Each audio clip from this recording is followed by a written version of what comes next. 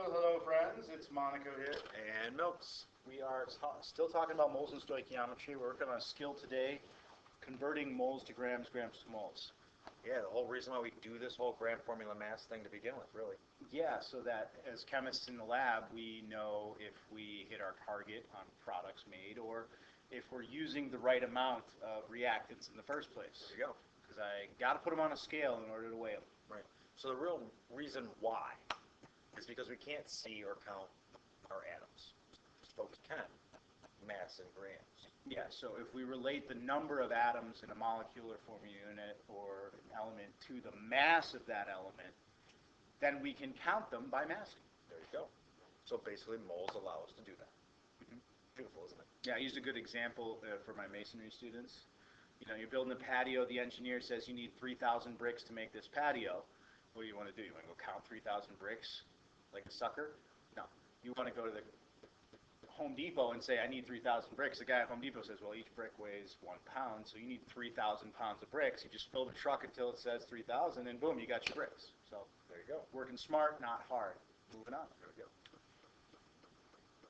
So, to change mass into moles, of course, we need to calculate our gram formula mass. Sure. And we need to start with what you are given, in this case, grams.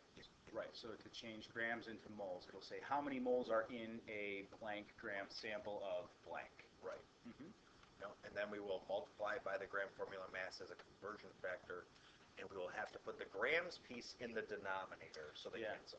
So, Mr. Mills, why don't you give me one to show here in the chalk talk up in the corner there. All right, so why don't we convert mass into moles, do 18 grams of water. So, 18 grams H2O.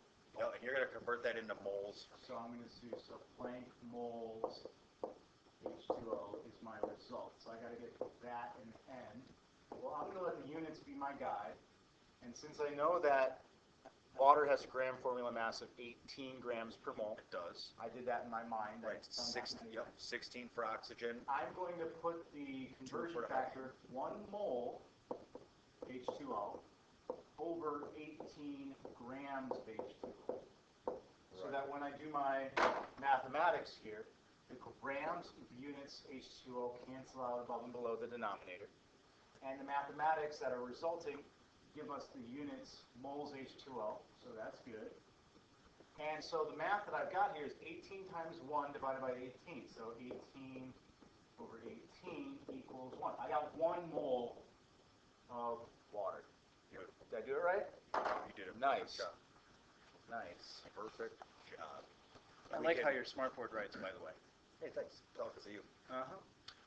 To change volume into moles. So this is only for gases at STP. True. Right. True. Not liquids. Right. We're going to start with what we're given, of course. Go ahead. Okay. And in this case, it's going to be volume in liters, specifically. In liters is going to be our units. Yes. And we're going to multiply by our conversion factor, which is 22.4 liters per mole. And, of course, we need to put liters in the denominator for this one. So you want to give me one while okay, sure. How many do volume into moles. So I'm going to say you've got 44.8 liters of gas. So I'm doing 44.8 liters. I got to get into moles gas. So I got 44.8 liters of gas. So multiply by the conversion factor. That's going to cancel liters of gas. So 1 mole on top over 22.4 liters means that the liters cancel out. The units, moles, and gas stay around. So 44.8 divided by 22.4, that's 2. So I got 2 moles of gas. Right? Beautiful. Whew. Good job.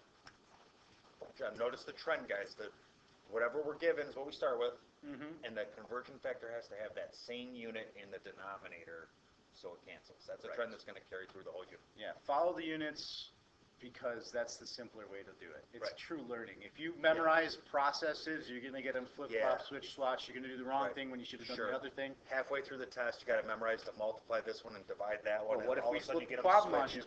you? Yeah. All of a sudden you get them switched. You know what I mean? So you don't want that. So this is what we mean by let the units be your guide. You got to know where you're going so you can set up the middle properly. Right. Okay. So backwards in a way, change moles into mass. Yeah. Right. Uh-huh. Similar process, but slightly different. Okay. So we always do the gram formula mass first. Yeah, we need the gram formula mass. Sometimes it's given, which is nice. Yeah. And so start with what you're given. In this case, we're always going to give you moles. So 5 moles, 10 moles of something is how many grams? There you go. There you go. So multiply by the gram formula mass, the conversion factor with moles in the denominator. So Mr. Milks, your turn for chalk talk. Let me throw one at you. Go. We're going to use water again. But I'm going to tell you, okay, you have 4 moles of water. 4 moles H2O. And I want to know how many grams that is. Okay. So how many grams are in 4 moles of water? So, talk us through it, Mr. Mills. All right, so I'm going to calculate the gram formula mass of water, which I know to be 18. One of the first ones we memorize without having to recalculate it every time. And of course, I have to put moles now in the denominator so it will cancel. So I'm going to multiply this times my conversion factor, where 1 mole of water is 18 grams. How's that? Good? I like your way of doing it with the parentheses. And now my moles of water are going to cancel out. Leaves me with grams of water, which is what I am looking for. And so then on my calculator, I'm going to say 4 times 18 has got to be 64. 72? 72? No. Yeah, 8 times 4 is 30. 72. 72, beautiful. 72 grams of water would be our final answer. Nice. So let's see what we got here. Moles into volume. And again, this is for Gas only. gases, STP only. Sure. Make sure you remember that. You can't do it for grams. Masses. So start with what you're given, in this case, moles. So I'm going to tell you in a minute. I've got, hey, wow, you start right now. You got 3 moles of a gas at STP. Then I got 3 moles. I'm just going to leave it at 3 moles. Yep. Okay. And I want to know how many liters this would occupy. All right, so I want liters of gas. Oh, numbers over there. There we are. Oh, okay. Okay, liters of gas. I got 3 moles. I need to set up a conversion factor because I know that there's always 22.4 liters in every mole of gas. And you've got to cancel those moles units, so you're going to put it in the numerator or denominator? Which one? The moles is going to have to go in the denominator to cancel. So that is going to be the theme we have going on for this whole thing. So I'm going to say 1 mole of gas is going to equal 22.4 liters of gas. And because I set that up the way I did, my moles is going to cancel. Yep. And so now I have 3 times 22.4. 66 plus 1.2 is 67.2. I believe so. 67.2 liters of gas. There's your conversion. So forward and backward, moles to grams, grams to moles, liters to moles, moles to liters. Correct. Because we know these things work. And you know the beauty of why these conversion factors work. Unit cancellation? That is a very, yes, but I'm just looking at that number. Does 22.4 equal 1? Yeah. It does because of the units. Right? I mean, anything divided by itself is So. No, the kids say that. Everything divided by itself. The way you ask the question is the kids get it too. Backwards, so I have anything divided by itself is the number 1. There we go. Anything, even words. Moles divided by moles, number 1. Correct. Grams divided by grams, and the number it just 1. so happens that in this case, 22.4 liters equals 1 mole. Yeah. So it really is something divided by itself. Sure. So when I multiply that out in my conversion factor, I'm really just multiplying that 3 moles in that problem we just did by the number 1. Right. And I also told my students this, that the units might mess you up, okay? Basically looking at liters, moles, grams, moles might mess you up.